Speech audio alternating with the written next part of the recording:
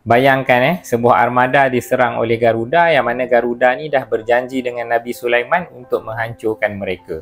Kemudian Merung Mahawangsa terselamat dari serangan tu, mendirikan kerajaan di Gunung Jerai dan berkahwin pula dengan Gegasi. Inilah yang ditulis di dalam Hikayat Merung Mahawangsa.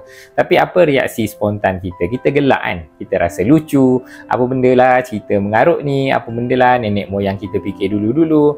Tapi cuba tenang kejap. Kenapa kita boleh fikir macam tu? Inilah yang dikatakan sebagai penyakit cara fikir kolonial. Inilah yang Meyer sebutkan dalam buku ni, Hikayat Merung Mahawangsa, Pertarungan Wibawa di Jantung Kuasa.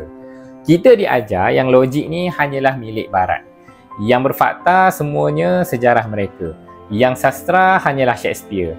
Yang hikayat kita ni yang penuh dengan simbol, penuh dengan imajinasi, penuh dengan kearifan, dihina, dikatakan bodoh, berlebih-lebihan, tak layak dikaji. Siapa kata? Crawford kata, Winstead kata dan kolonial lain lah. Dan bahagian yang paling menyakitkan adalah kita pun percaya dengan perangai mereka. Padahal dalam dunia nenek moyang kita, hikayat bukanlah dongeng sebagaimana yang kita percaya dalam dunia moden hari ini.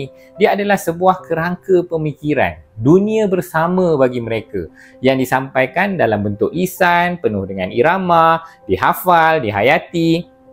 Jadi hikayat ni dia ilmu dalam cerita. Kita bagi contoh Garuda dengan Nabi Sulaiman tadi. Garuda bukanlah haiwan Garuda yang direka-reka, tapi dia membawa perlambangan, lambang kuasa, pertarungan baik dan jahat. Sepanjang cerita dalam hikayat ni dia melambangkan warisan, hubungan cakrawala yang membentuk pemahaman kita tentang diri kita, tentang dunia kita. Jadi penjajahan ini dia bukan jajah tanah je tau, dia boleh menjajah minda kita, epistemologi kita.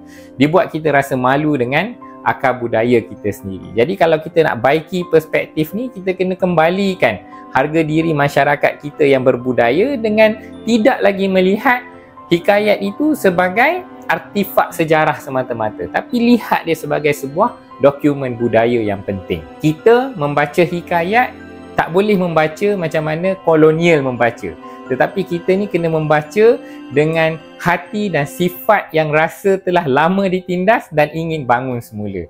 Jadi itu yang Meyer katakan. Apa pendapat anda? Tuliskan komen di bawah.